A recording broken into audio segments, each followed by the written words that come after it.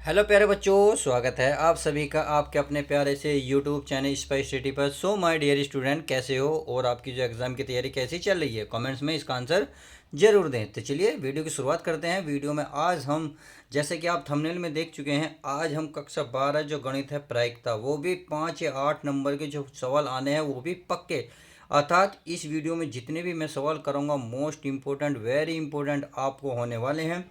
हर एक सवाल को मैं आपको इतने आसानी से करूँगा कि आपको मतलब बिल्कुल हलवे तरीके से, जैसे आप इन क्वेश्चनों को करेंगे फिर आपका जलवा होगा। तो चलिए अपना जलवा बिखेरने के लिए तैयार हो जाइए और क्वेश्चन को बड़े ध्यान से समझिए। तो बिना टाइम वेस्ट किए सीधे क्वेश्चन को पढ़ते हैं। तो क्वेश्चन में क्या लिखा है पहले ध्यान से पढ़ेंगे। इसमें है, देखिए, एक परिवार में दो बच्चे हैं। तो चलिए बच्चे हैं, यदि ज्ञात हो कि बच्चों में से कम, क्या कम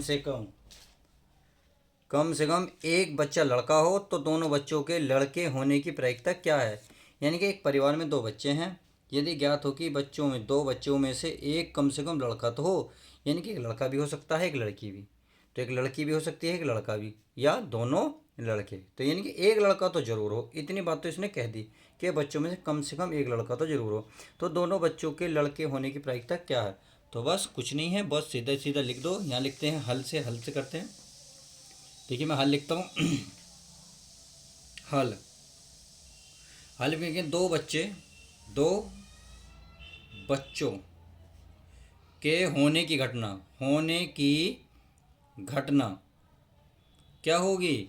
भाई एक लड़का तो जरूर होगा, एक लड़का यानी कि बॉय, तथा एक लड़की भी हो सकती है, या आपकी क्या लड़की भी या लड़का भी यानी कि गर्ल्स। तो यानी कि एक लड़का तो जरूर हो। अगर एक लड़का हुआ तो दूसरी लड़की हो सकती है, सीधी सी बात है। अब इनकी संख्या निकाल लेते हैं, टोटल कितनी बैठेगी, यानी कि एन एस इनकी संख्या बैठेगी। मान ले दो लड़के स्टार्टिंग में, इनके प्रारंभिक दोनों लड़के बड़े हैं, यानी कि पहला बड़ा लड़का छोटा भी लड़का।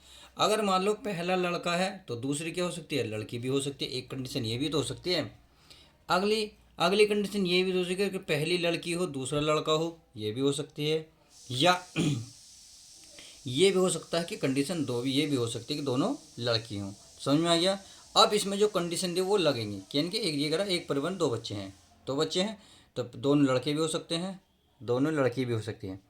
पहला लड़का दूसरी लड़की भी हो सकती है, पहली लड़की दूसरा लड़का भी हो सकता है। ये कंडीशन उस परिवार में हो गई। समझ में आ गया? अब आगे चलते हैं। अब इसने कहा बच्चों में से कम एक जो बच्चा है लड़का हो। तो चलिए लिख लेते हैं, यानी कि यहाँ लिखेंगे कम से कम एक एक बच्चा लड़का होने की घटना कह सकते हो, होने की घटना। तो क्या होगी घटना? यानी कि देखिए कम से कम एक लड़का जरूर हो, यानी कि दो लड़के भी हो सकते हैं बी, एक लड़की भी हो सकती है बी और जी, लड़की एक लड़का भी हो सकता है यानी कि जी बी। क्या ये वाली घटना हो सकती है? बिल्कुल नहीं हो सकती, क्योंकि मेरे प्यारे बच्चों इसमें लिखा है कम से कम एक बच्चा लड़का होने की घटना हो।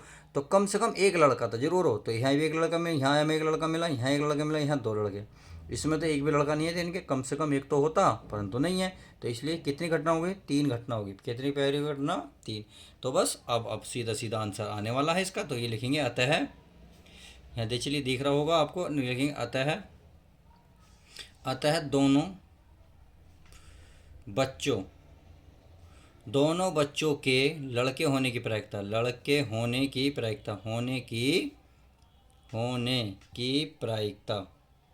तो क्या होगी? ये होगी आपकी अनुकूल परिमाण बटे में होगा आपका प्यारे बच्चों संभव घटना, यानी कि संभव परिणाम कह सकते हैं या घटना कह सकते हैं। तो चलिए परिणाम ही लिख देते हैं, क्योंकि हमने ऊपर परिणाम ही लिख लिया है। तो परिणाम समझ में आ गया? अब देखिए अनुकूल परिणाम, अनुकूल मतलब कम से कम एक लड़का,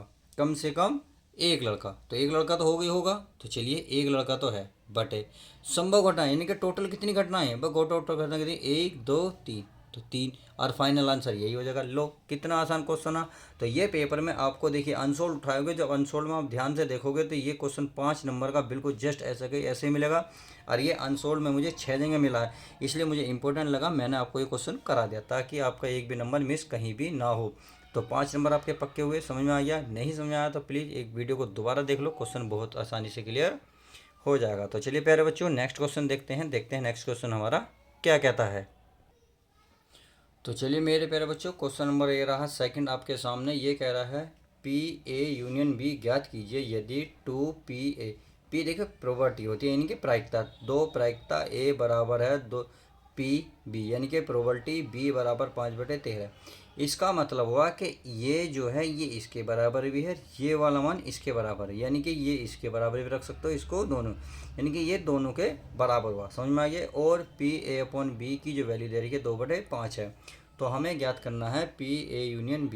तो जो दे रखा है उसे पहले लिखेंगे, फिर हम इन दोनों को बराबर रख कर फिर इन दोनों की वैल्यू निकालेंगे, फिर इसकी वैल्यू तो निकली हुई है ही, फिर हमें क्या निकालना है वो हम चेक कर लेंगे। तो हमें क्या पता होना चाहिए, देखिए इसको पता करने के लिए आप चलिए पहले तो मैं इन दोनों को लिख लेता हूँ। तो पहले मैं इसको लिख लेता हूँ, क्या है ये PA/B का मान है 2/5। कितना है प्यारे बच्चों? 2/5।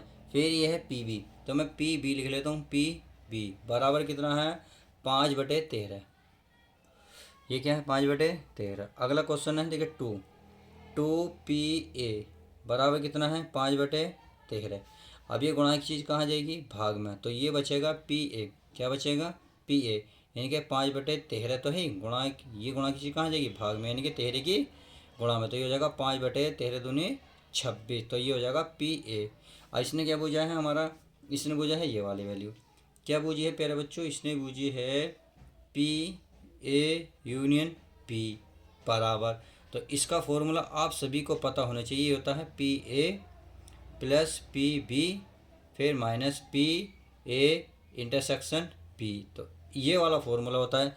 अब देखिए आपके पास क्या क्या है, ये बड़े ध्यान से देखिए ये तो आपके पास नहीं है, ये तो बूझ रहा है आपके पास, ये नहीं है PA PB के मान दिया हुआ है, बट हमें ये चीज़ दी है, तो इससे हमारा क्या होगा, ये वैल्यू निकल जाएगी। तो इसे निकालने के लिए मैं चलिए यहाँ को लिख लेता हूँ ताकि इस सवाल को यहाँ आसानी से हल किया जा सके।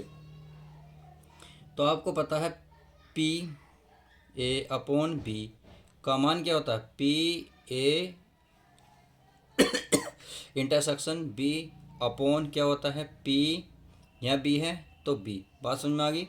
तो चलिए PA/B, B का मान देखा 2/5, तो 2/5 मैंने यहाँ रख दिया।